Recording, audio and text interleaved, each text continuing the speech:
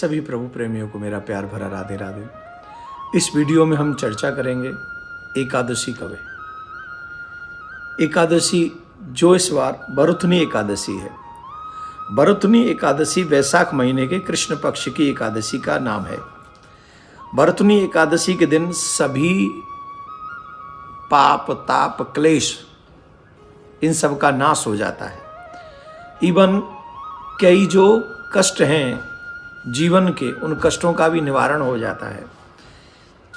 आपको बताएं, एक बार युधिष्ठिर ने जब भगवान श्री कृष्ण से बरुथनी एकादशी के विषय में पूछा कि महाराज कृपा करके हमको बताइए कि बरुथनी एकादशी का व्रत करने का क्या लाभ है, इससे क्या फल मिलता है, आप कृपा करके बताइए। तब भगवान श्री कृष्ण कहते हैं, हे राजेश्वर, इस एकादशी का नाम बरुथनी एकादशी है। यह सौभाग्य देने वाली, सभी पापों को नष्ट करने वाली तथा अंत में मोक्ष प्रदान करने वाली ये एकादशी है।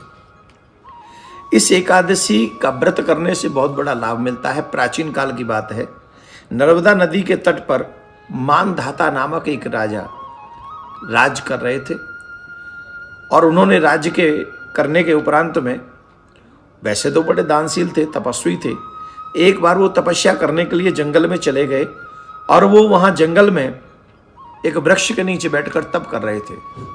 उसी समय जंगली भालू आया और भालू ने राजा का पैर पकड़ के खाना प्रारंभ कर दिया।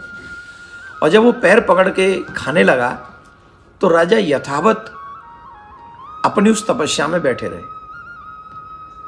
राजा को तप करते हुए देखकर भालू को और थोड़ा क्रोध बढ़ा और भालू खींचकर राजा को झाड़ी की ओर ले गया और झाड़ी में ले गया और वहां राजा घबरा गए। और राजा घबरा कर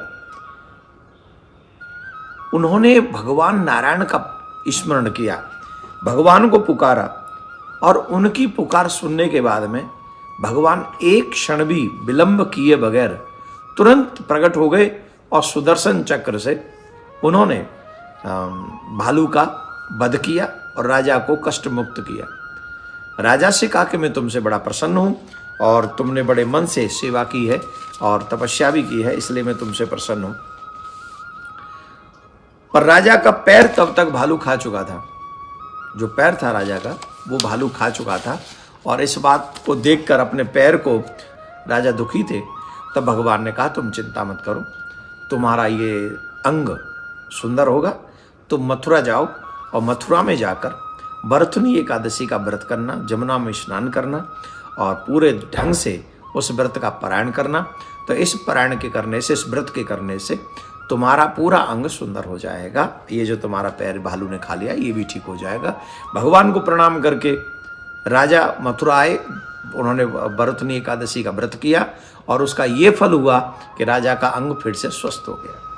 तो इतनी सुंदर व्रत की कथा है। समस्त पाप ताप भी कष्ट होते हैं जो नष्ट हो जाते हैं और उसके बाद जो हम चाहते हैं एकादशी के व्रत से वो भी हमको प्राप्त होता है।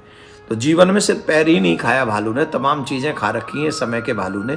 तो उन समय उन चीज़ों को प्राप्त करने के लिए भी बरुथनी एकादशी का व्रत करना चाहिए। तो ध्यान से सुने, बरुथनी एकादशी 4 तारीख को है।